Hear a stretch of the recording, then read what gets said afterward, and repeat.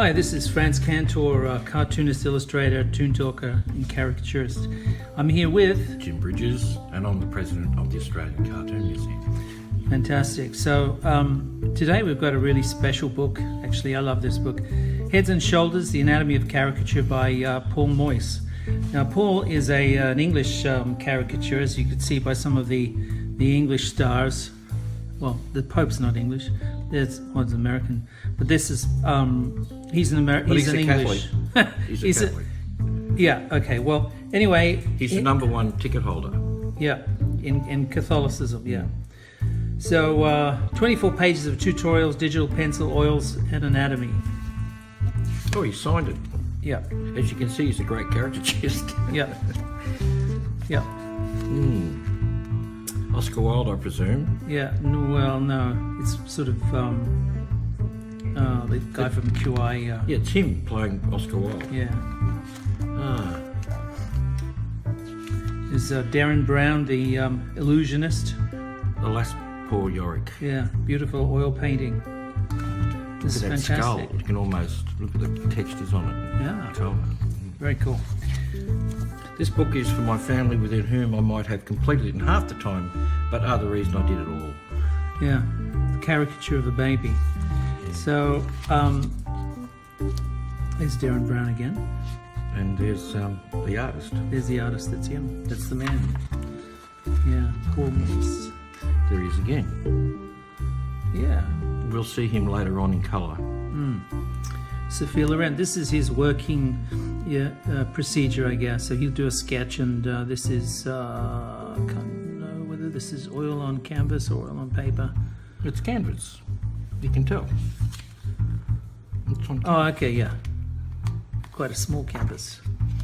Ah, Lady Gaga. Yeah. Ooh, look at the hair. Is that hard to do? No. It's not. Oh, okay. And there's the illusionist. So he obviously draws everything in pencil first. Yeah, most people do. This is a very famous one. He brought out the feminine in him, didn't he? In what way? It looks like someone's... Soft features. Yeah, it looks like someone's old granny or something, you know what I mean? Yeah. Got a feminine quality about it. Yeah, Jimi Hendrix. That's beautiful. Look at the... Look. So he'll find angles in the face and then exploit the angles. So where there's a hollow in the cheek, he'll make it even more hollow. Yeah. So the idea is to think of the face in terms of geometry. So you've got very simple shapes to start with, and those you exaggerate first, and then you start to sculpt the details into the exaggerated geometry. See, that's not what I regard as a great caricature. It's No, it's a just good study. Yeah, it's slightly pushing it, that's it. Yeah, well, most of these are slightly pushed. Oh, I don't know about that. And some of these are... He's got a bit of bird dropping from the birds on his shoulder. yeah. I So, don't think he's got him there. well, I think these are... I don't know whether this book is chronological, but, you know, certainly some are pushed more, some are pushed less. So this is pushed less. These two are pushed less. So, which means that they only exaggerate very, very slightly. So it's a very tight sort of, almost a portrait style caricature. You know, That's beautiful. that's lovely. Where you have a chance to explore expression and sort of exaggerate the expression in a caricature, then it's much more exciting. This one in particular, where you've got this the large chin of Stephen.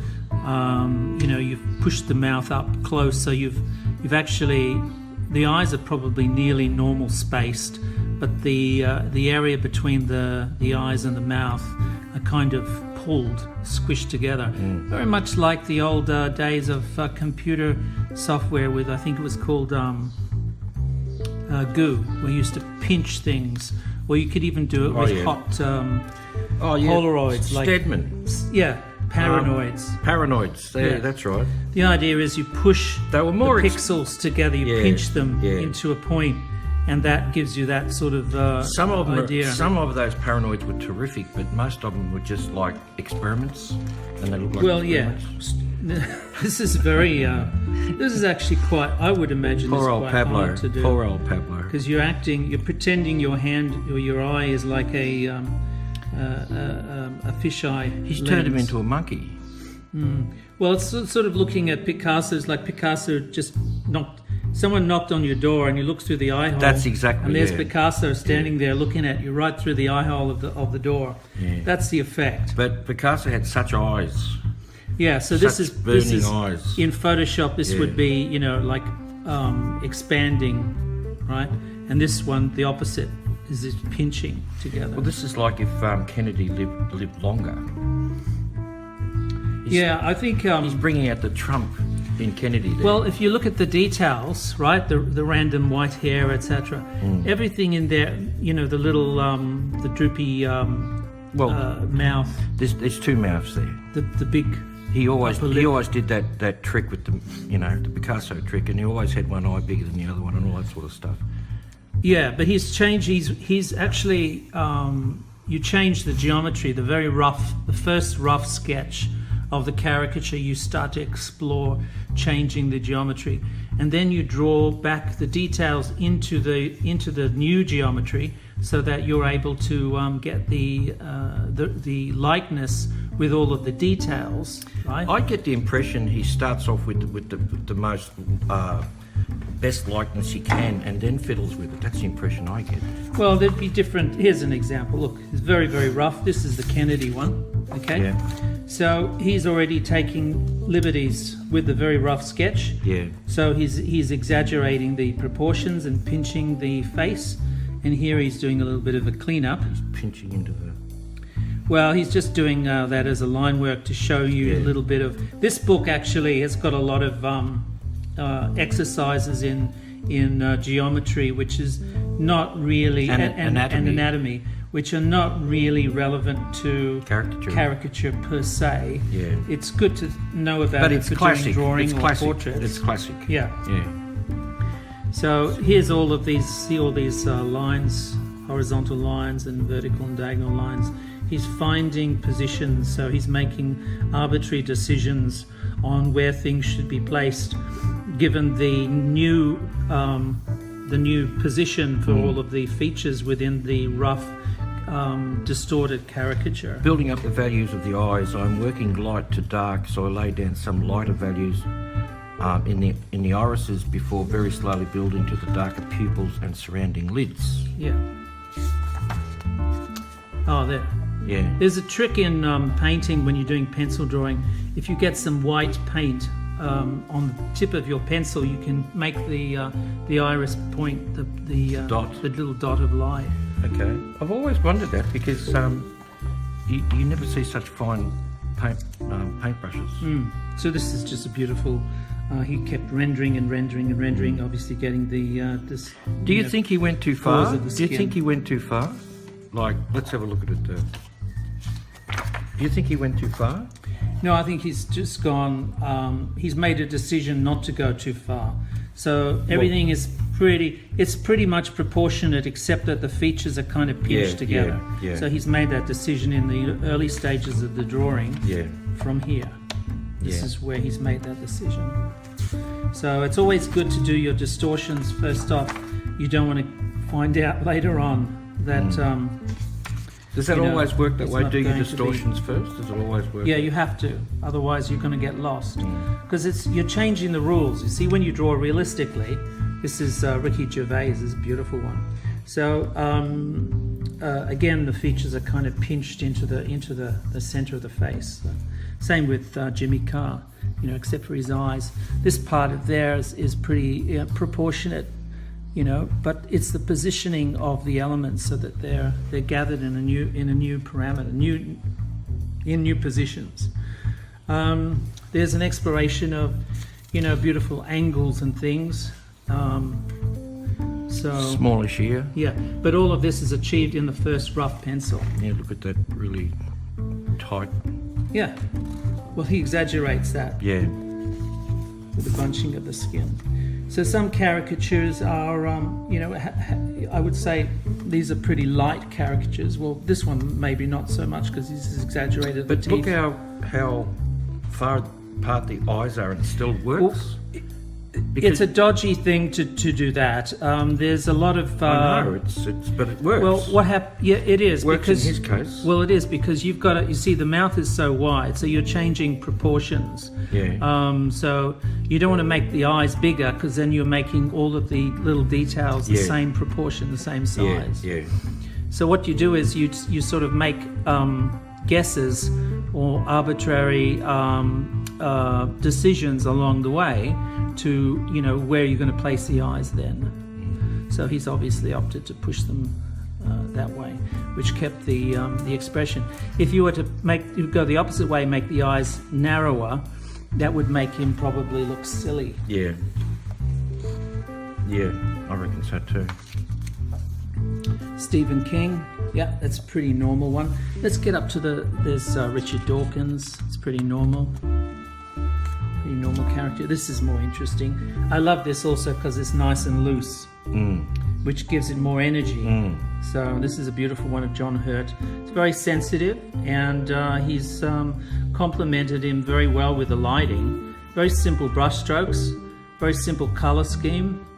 It looks unfinished, but then again, he could have been sitting in it might have been a photograph of him in makeup or something like that, and he's decided he's got the sadness and the world weariness of the face, and that's all. Yeah, but he's got all of the intricate likeness details here, little cracks in the skin, the patterns of wrinkles, etc., etc. Yeah. So, and all the angles of the eyes and the nose and the mouth. Isn't he the guy who played so the when you Elephant find Man? an angle, when you find an angle, you exaggerate it. When you find a shape, you exaggerate it, just to make it more interesting. And he's that sparkle in he's the drawing. that Rupert Murdoch character in the film with Jodie Foster. Is he? The rich man who pays for the rocket ship. Oh, okay. What's the film? Contact. Contact. I haven't seen it. I wonder. Dame Judi Dench. I wonder what she'd think of that. It's a beautiful one. See, look, how can she not love that? Look at the expression that he's put in there. Love. It's love in every line. Love in every line. Well, she's loved by so many people. I saw her 40 years ago, and everybody loved her. See, the features are kind of pinched in there. Is that a real skull? It looks squashed. This is my least favourite part of the book. This is an anatomy tutorial. Oh, yeah. It's great for drawing, He's using himself. Well, he's giving you an idea of what has to come. What happens to the muscles underneath the face, and creating these things. But all of this drawing is kind of based on a little bit of anatomy, but most on expressions that lead your eye to capture the correct likeness. I guess this is valuable. It's not so much valuable to me, but to somebody learning to draw. And if they want to learn to draw by doing caricatures, it's even fantastic because you're making these beautiful pictures, exaggerating it as you go. These are pretty normal. I love that one because of the balance of the drawing. He's turned him into an old man. Yeah. Jeffrey Rush has got a potato for a nose. Yeah. He's very kind to Maggie. Yeah. Yeah, that's pretty very normal. kind. That's quite exaggerated, but he's looking for... It's an interesting one. It's hard to draw a face that's... what's in shadow? In shadow, yeah. And he's given him this really outdoorish, almost fisherman look, Yeah, two popes. Pope Benedict. Would you Francis. buy a used car from that man? If it's a 1950s car, yeah, with that has wings like this. Yeah, it's nice, isn't it? It's kind of again is exploring the exaggerated geometry. So this is done very quickly with the in the pencil stage. God's accountant. Yeah. Again, these are very sensitive portraits. He's got a nice pencil style too, with the cross hatching. Yeah, he has. It's good. Very establishing lights and darks. Effortless. It looks very effortlessly done. Yeah. He's actually got the eyes so close together that Yeah, it's dangerous to play with them but he too hasn't much. lost it. He hasn't lost it. Well, we'll be exploring another caricaturist where he actually does that. You can see over here he's kind of more normal looking, and then I don't know why he's given him a witch's chin, but or a big nose. And I guess he's just He wants to play with it. The likeness is there, but it's not not as refined as this one. This one's beautiful. This is beautiful.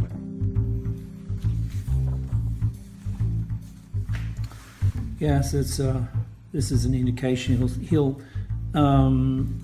start quite loose on the canvas. So for a technique, I usually try to keep the tight pencil in the oil painting stage. So when you put it on canvas, do you just put that there? Usually, but that's hard drawing on canvas. Yeah, canvas is not really designed to take a pencil. No. So maybe he's right. This guy's probably more into it than me. But here you go. He's kind of drawing with the paint. So he's blocking it all in? Yeah, blocking it all in. Yeah, so he's looked at that nose a lot over the... He has. There's a lot of time he spent in there, translucency and reflection. But every time he met him, he probably looked at his nose and sort of already had a lot of information built up in his head. Yeah, so these are some of the pencil sketches that he's done. There's a nice one of Scarlett Johansson. So beautifully. He does very tight portrait shots as well. Well, they're pretty ordinary, aren't they? I mean, they're just... Oh, there she is. Yeah, there's Scarlett. Yeah, I like that. That's a very good caricature of her, actually. Yeah, without makeup. And this is the... Daniel Craig, James Bond, yeah. Beautiful. So occasionally, this is what I love about him. He'll get a chance to explore the angles and the geometry of the head. The reflection of he's almost like he's made him look like he's sweaty as buggery. But look at all the the balance here between the negative space and the positive space is beautiful. Yeah. The way that he's cropped this, he's brought in a lot of detail into the face itself. From the reference. But because of the arbitrariness of the distortions, or seemingly arbitrary, he's made these decisions very, very early on in the pencil. So I don't think maybe we've got the pencil over the other page or coming up soon. This is a beautiful one of Cumberbatch. Yeah. You can see there's a lot of variety in the distortion. So this is very sort of blocky and angular. This is sort of heart-shaped. And this is basically like an ordinary drawing until it gets to that point and it just goes down. Yeah. So that could be a... So he's got the light of the eye incredibly sensitive to the nuances of expression of these characters. And he'll read a lot from the reference, from the material that he gets, the photographs that he'll work from. This is good too. Probably more than one photograph. Yeah, but this is good too. He sort of caught that rakishness of him, the way he dresses. It's a caricature. See, caricature, by its very nature, caricatures, you can caricature everything. The hand buttons and shirts and collars. Yeah. So everything is changed and altered to the decisions. Oh, Freddie, eh? I don't think he's sort of caught Freddie there, but... Well, one of Freddie's moods. Freddie's got different moods. This. Yeah, that's a lovely, sensitive. I actually prefer that than any of the portraits of Her Majesty. He's actually made her look like her mother. Yeah. The Queen's mother. Yeah. Because she died, was she 102 or something when she died? Yeah, but there's a lot of love here. There's a lot of sensitivity in the work. I wonder what she thinks of it. I think she would like it. I like that. Yeah, it's kind of lyrical. This is 50s. This is 50s glamour. Yeah, that's the mouth too. He's got that. He's really got him. Yeah, the fleshy part of the upper lip. Yeah. And she with her. Yeah, that's a beautiful pose too. Yeah. Very nice. Oh yes. Rubber man. He's sort of a walking caricature, really. You don't really need very much imagination to think of drawing. But he's had fun with the eyes. He's put a bit of work into those eyes. Well, yes, he's got the reflections. Yep. He's got the veins, the little collections of tear. And this bit that looks like it's out of focus, like it would if was a photo, because that'd be in focus and that's slightly out of focus, and the hand's in focus, but behind it's out. Well, you play with angles. You play with angles. So if you see an angle, you exaggerate it. And this is how you get the best effect with a caricature. This is explored even more with the hands and the jacket, size of the body to the head, and the way that the body joins with the head. You know, so it becomes like this, a backwards C almost. So he's kept everything like the hair is just ordinary, not he hadn't caricatured the hair like in this one. Yeah, well, this is beautiful. That's beautiful, God. Oh yeah, painting Lisa. Lisa is the wife of Neil, our designer of this book. Has generously volunteered to be the subject of this tutorial. So yeah.